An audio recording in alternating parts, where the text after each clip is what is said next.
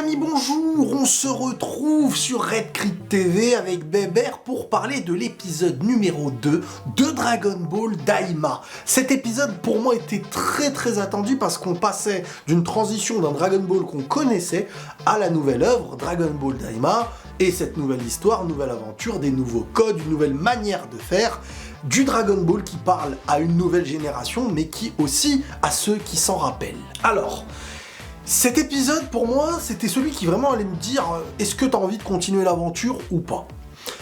Oui, j'ai envie de continuer cette aventure parce que je trouve qu'on met en place des choses intéressantes, que je suis pas sur ce que j'imaginais, le Dragon Ball mais complètement pété, qui ne donne pas du tout envie par son intrigue, Je vais pas vous dire que je suis hypé de fou malade, ce serait un mensonge, mais j'ai quand même envie de continuer l'aventure, de me dire vers quoi on va aller, les ennemis, comment ils seront ramenés, qui seront-ils, comment on va amener les combats, de quelle manière on va combattre, voilà, et en fait on va être dans un mélange de Dragon Ball de l'époque, de Dragon Ball actuel et de GT, pour faire un GT, un Dragon Ball GT, canon, les termes des puristes. C'est canon, pas canon. Alors que les auteurs, ils sont là, ils vous écrivent et prenez, c'est tout en vrai. Donc, on amène de l'aventure, mais avec un Goku et Vegeta qui auront la capacité, je pense, on l'a vu en image, de pouvoir se transformer en Super Saiyan, jusqu'où leur limite pourra exister. Vraiment, toutes ces questions, voilà, je me les pose. On est quand même sur du mieux que ce que je pouvais imaginer quand je voyais les trailers et tout ça au début. On est sur du mieux, parce que je trouve qu'on a, j'aime pas le dire parce que ça fait toujours facile, la patte Toriyama, on le disait dans tout, en fait on aime le dire dans tout, mais dès qu'un truc ne plaît pas, on va dire non mais en vrai il était pas impliqué à 100% et tout. Je sais pas son implication, les amis, je ne sais pas, mais quoi qu'il arrive, on est sur beaucoup de choses qui, pour moi, ont une racine, un humour, une avancée toriyamesque, à la Toriyama. Bon, alors, qu'est-ce que je vous avais dit dans la review du premier épisode pour ceux qui l'ont vu ? Vous vous rappelez ? Arrêtez de tirer des conclusions de manière trop hâtive, de manière trop rapide, de manière presque trop orgueilleuse. Prenez le temps. C'est pas des gens bêtes qui écrivent. C'est des gens qui, s'ils veulent amener une chose d'une manière ou qu'ils disent une chose, c'est pas en un épisode qu'on se dit ah, incohérent, c'est bête, ils ont rien compris, moi je sais, moi. Toi aussi, Bébert ? Non, pas toi. Donc, très simplement, aujourd'hui, on a eu 3 réponses, je crois, très rapides. Il y avait eu un grand débat sur les réseaux, oreille pointue, ça veut dire que... J'ai dit attention les gars, qu'est-ce que je vous avais dit ? J'ai dit, on a les propos d'une personne qui découvre un autre monde qu'ils ne connaissent pas et leur référence, c'est leur royaume des démons. Donc pour eux, oreille pointue, synonyme obligatoirement démon. Et à certains moments, ça ne posait pas problème parce que ça aurait pu être l'histoire ancestrale de certains personnages qui ne sont plus dans le royaume du démon. Mais on comprendrait. Comme je vous avais donné l'exemple avec les continents aujourd'hui. Si on dit à une personne d'aujourd'hui que tu viens d'un truc qui avait un nom différent, mais tu n'en sais rien.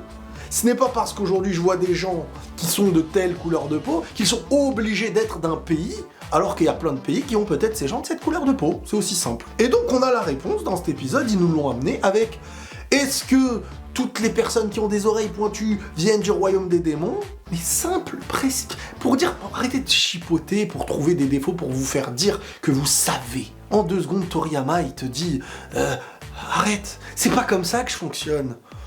Moi, je fais dans la souplesse. Non, pas tous.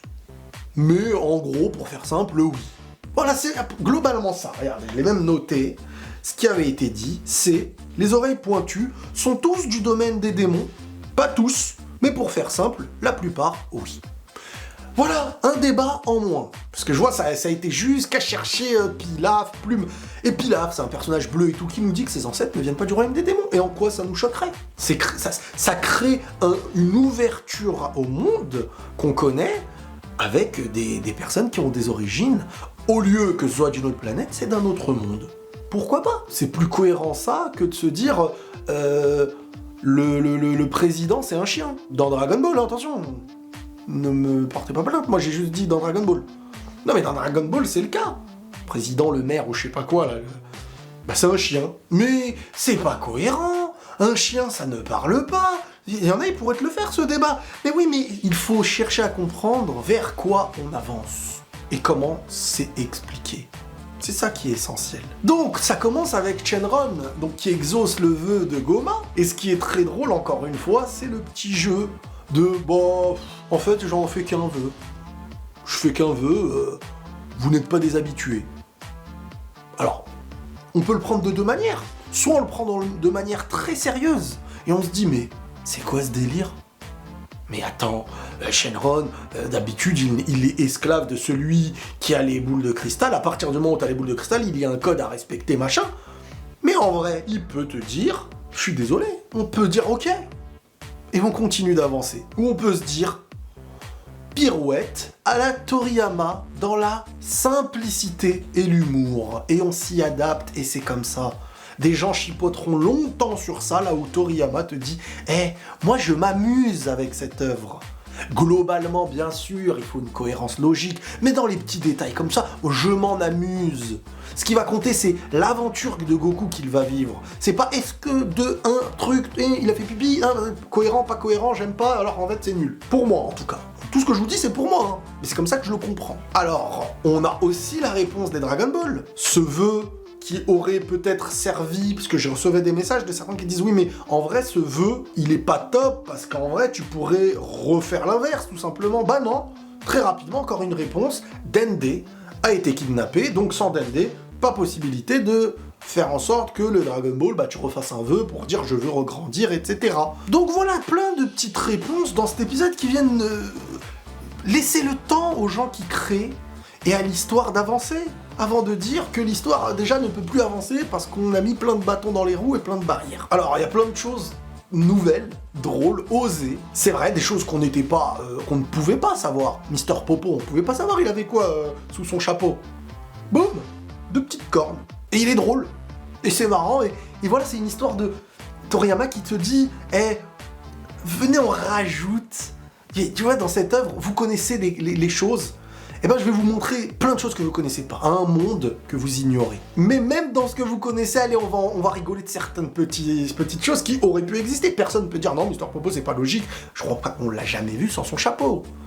Donc, c'est des petits trucs drôles que j'ai bien aimés. On apprend qu'ils n'ont pas rajeuni mentalement, mais que c'est que les corps qui ont rajeuni, mais au final, ils connaissent leur vie, et c'est bien, parce qu'en vrai, ça aurait été des bébés, qu'est-ce qui se passe, je suis un bébé, là voilà, ils auront des références de combat, ils auront la possibilité de connaître leur technique, même si, par le fait d'avoir rajeuni physiquement, ils ne pourront peut-être pas avoir certaines particularités qui fait que on transforme plus l'histoire en aventure, un petit peu en mode RPG, plus que en Goku qui arrive, boum, et on se bat par la puissance qu'on a acquise depuis 1000 ans, quoi. Et là, Goku doit à la limite réapprendre à voler, réapprendre à combattre, et de ce principe-là, ce qui lui vient en tête, c'est d'aller chercher son bâton magique, pour revenir à la source de ce qu'on connaît de Dragon Ball, de Goku, qui ne va pas miser sur le Ki, H24, transformation des gros Kamehameha, des Genki Dama, mais peut-être que petit à petit, avant de récupérer toute cette énergie qu'il a déjà acquise mais perdue en maîtrise, il va maintenant revenir sur cette base du bâton magique. Et le bâton magique, il était où ? Alors il le cherchait. Et on s'est dit, mais attends, normalement, la tour Karine, il était au-dessus, c'est celui-ci qui permettait à Goku de monter, mais en fin de compte, il n'a permis presque qu'à Goku de monter, si j'oublie pas. Donc Karine l'aurait enlevé et l'aurait donné à Muten Roshi. Et Muten Roshi l'a utilisé pour faire sécher le linge.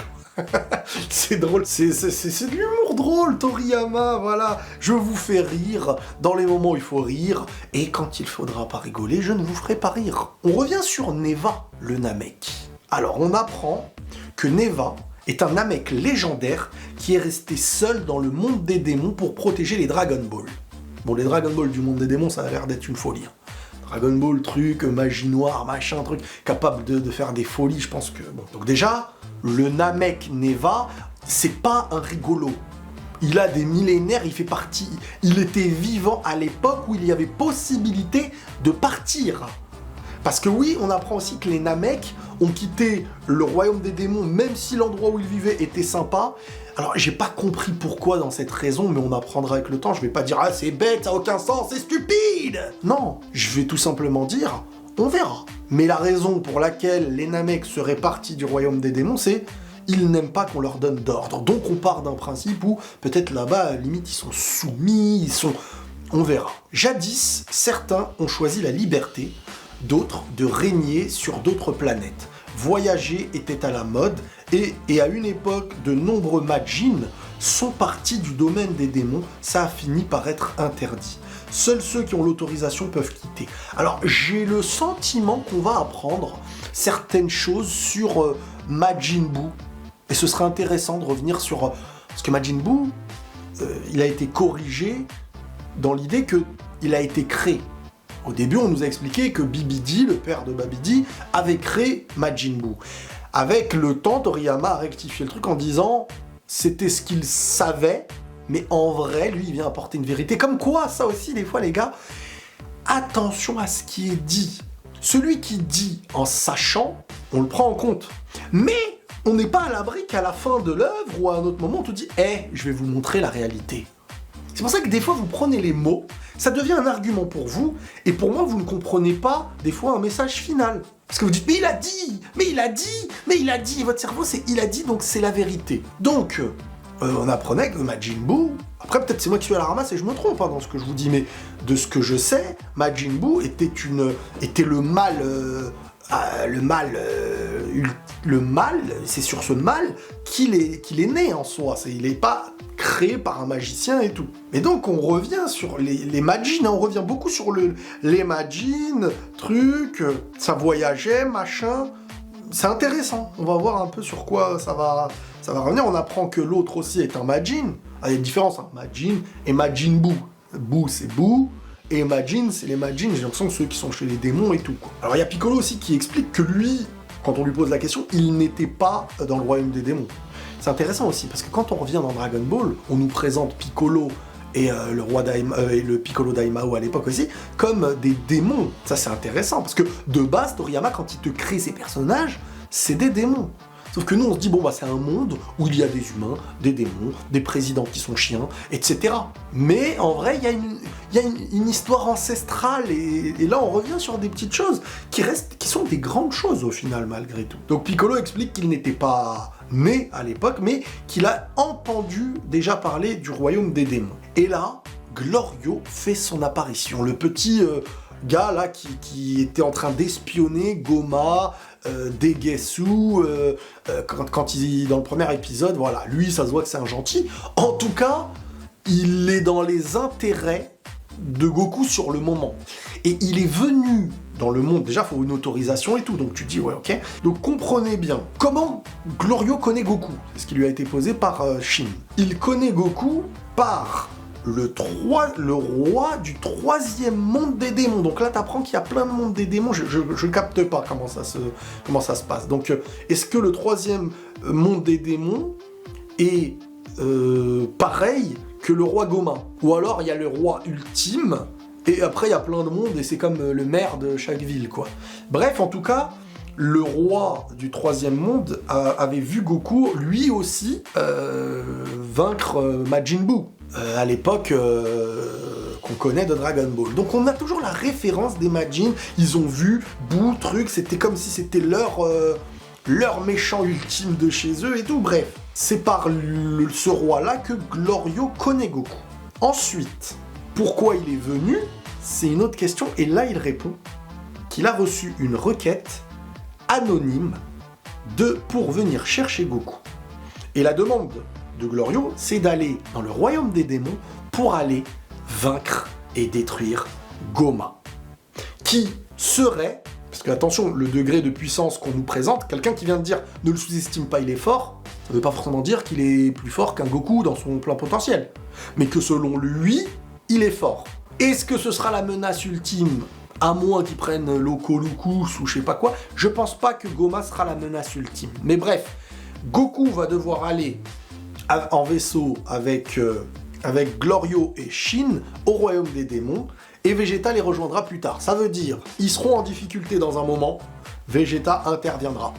Moi, quand je vois Vegeta qui arrive plus tard, c'est toujours moment inattendu, difficulté, Vegeta arrive pour les aider. Et peut-être qu'il sera accompagné, on verra. Mais, donc, je pense que Goma ne sera pas la menace ultime, à moins qu'ils prennent le truc. Mais c'est trop facile.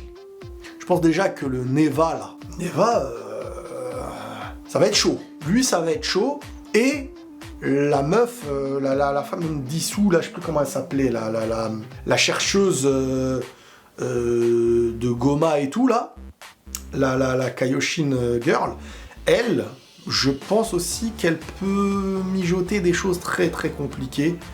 Et pour moi, Goma et Degetsu ne seront pas les plus grandes menaces. Ils auront créé le début du danger, et le reste va, voilà. Après, comme il a dit, à un moment donné dans l'épisode, Goma, en parlant à Neva, il lui dit je peux plus refaire de vœux, non c'est mort, je peux plus réutiliser ces Dragon Ball. Il lui a dit tu peux pas utiliser celle du royaume, truc. Il lui a dit bah alors faudra t'affronter les protecteurs de ces Dragon Ball là. Genre en vrai, j'ai l'impression que Neva, il sait que on peut pas lui mettre une pression, sinon Goma il serait venu, il lui aurait dit mais t'es sérieux quoi, je vais te tuer. On sent que Neva ne peut pas subir une pression liée à la puissance pour l'instant, parce que c'est lui qui a créé des choses, un équilibre, mais pas à l'image d'un Dende, où Dende a sa magie. Non, lui j'ai l'impression que ce qu'il peut faire peut être plus dangereux que les autres. Donc on verra, mais peut-être même que lui-même utilisera les Dragon Ball, on verra. Ça va être intéressant. Intéressant de voir à quoi ressemble le royaume des démons, comment on va nous le présenter, et on va vivre une belle aventure.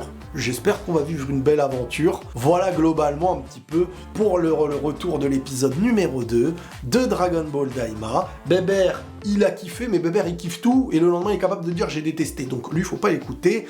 N'hésitez pas à liker les amis, ces vidéos-là, je les mets sur cette chaîne. On a moins de visibilité qu'à l'époque, c'est normal. C'est une chaîne qui fait grandir, et je pense toujours sur le long terme. Donc peut-être que dans 2 ans, on fera des vidéos qui feront une visibilité de malade. Donc c'est pour ça que n'hésitez pas à commenter et à liker, ça met en avant. Et peut-être que des gens qui ne savent pas que je fais des vidéos aussi sur cette chaîne et des débriefs et tout, comme ça on partage ensemble. Merci pour tous les amis. Prenez tous soin de vous les amis, et la paix sur vous.